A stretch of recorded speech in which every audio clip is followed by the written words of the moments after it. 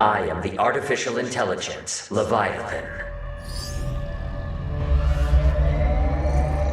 Your personnel data indicates you are a suitable specimen to join an ongoing experiment. After multiple beta tests, Exoprimal is finally out, so it's about time we reviewed it. For those not in the loop, Capcom's new game, Exoprimal, is a third-person cooperative shooter where you take on massive waves of dinosaurs while competing in a series of endless death games. So, did Capcom screw up? Did they really manage to make a game where mech suits fight to the death with dinosaurs not fun? Well, Exoprimal's core gameplay is pretty good, but I have some issues that stop me from fully recommending the title. You just love killing dinosaurs. Lights your fire, does it? I originally criticized Exoprimal's beta due to the forced player versus player content. It's baffling that one of Exoprimal's main game modes just didn't feel good to play, since fighting against other mech suits was an unbalanced and disjointed mess. Thankfully, Capcom held multiple surveys and did improve upon the player feedback, and now the game doesn't force players into fighting with each other, aside from the few story missions, that is. Players now get to choose if their match will end in a direct battle against the enemy team, or if it will end in a race to see who can kill a certain number of dinosaurs first. Despite that, there still isn't a pure PvE mode in Exoprimal. You're always competing with another team of players even if they aren't engaging you directly. It also doesn't help that it's just a band-aid to the player versus player problem. The real solution would be to improve the game when it comes to fighting other mech suits, not just letting people avoid the mode completely. Exoprimal also has some slight balancing issues when it comes to building teams. Very few formations are actually optimal, which makes the free-form team building aspect that I originally praised basically null. Players only have the freedom to try out different compositions if they intend to lose games, since having multiple tanks or multiple supports in your formation is almost always a death sentence. Every match is a race against the clock, and having less damage simply doesn't cut it most of the time. The fact that you're always competing against other players also makes getting a bad teammate that much more noticeable, since a surprising amount of people are still not familiar with the concept of capturing points and moving payloads, despite it being a popular and straightforward mechanic found in many other games. Alright, before I carry on with my complaining, I do need to praise some of Exoprimal's more competent aspects. All of the exosuits feel fantastic to control, and their designs are the highlight of the game. Their animations and movement really help to sell their weight, especially when it comes to the tanks, but without making the player feel over-encumbered. Even the more agile suits still have a really satisfying weight to them, which doesn't get in the way of the action. Their kits are also really fun to play around with, and the new additions of the variant suits will make for even more diversity.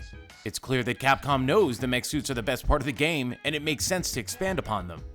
There are only so many ways that I could say that I like the exosuits, and that the game feels good to play. So let's cut this short and go back to the complaining so I can wrap this up. My biggest gripe with Exoprimal is possibly the monetization system. It's not a pay-to-win title by any means, but Capcom has gone a tad too far when it comes to the pricing of the cosmetics. This is a full-price game with a premium battle pass in it. To add insult to injury, the free track of the battle pass is terrible. There are 50 levels to grind through, and 39 of those have no reward whatsoever. Even worse, only one of the measly 11 rewards is a skin, with the other 10 being minor negligible cosmetics. Let's do a quick little exercise on screen, right now.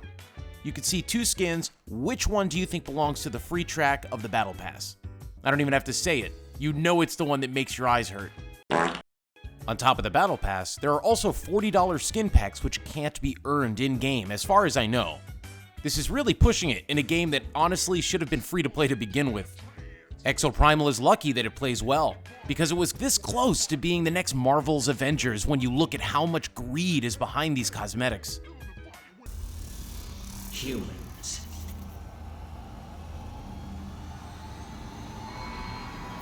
Fight and die for me.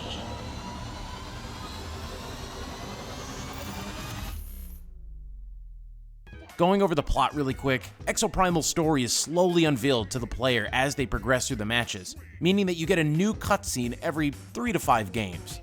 This doesn't really help the story and ends up hurting the pacing of Exoprimal's plot.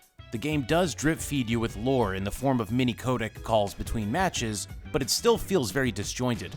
I would have preferred a more straightforward story mode for Exoprimal, since this way of unlocking the plot feels awkward. The game does its best to incorporate story bits into matches, but there's only so much that you can do in a fully multiplayer game. That doesn't mean there aren't cool moments in Exoprimal. One of the game's highlights is when Leviathan decides to just cancel the match and throw all 10 players into a raid against a massive boss dinosaur. The issue is that these things don't happen enough to keep the game fresh. I really hope Exoprimal focuses on pure cooperative content in the future, since the game is at its best when it's the player going up against immense hordes of dinosaurs while fighting for their life, not when they're worried about timers and being forced into PvP for story missions. Overall, I enjoyed my time with Exoprimal. I still don't like the more live servicey aspects of it, and sometimes it felt like my enjoyment was in the hands of others, but I can't say I hate it. It's a game I'll play every once in a while, but I keep thinking about what it could have been. Despite all of its issues, I can't deny that Exoprimal is a fun game at its core. I criticized it a lot, so this score may feel out of place, but I still need to be objectively fair when it comes to rating it. So it gets a 7 from me. Closer to a 6.5 if I'm being honest. Exoprimal is a good title, but it hurts itself with its lack of focus, attempting so many things and half-assing a lot of them. It's still a great game when it comes to turning your brain off to go kill some dinosaurs, but it's far from Capcom's best.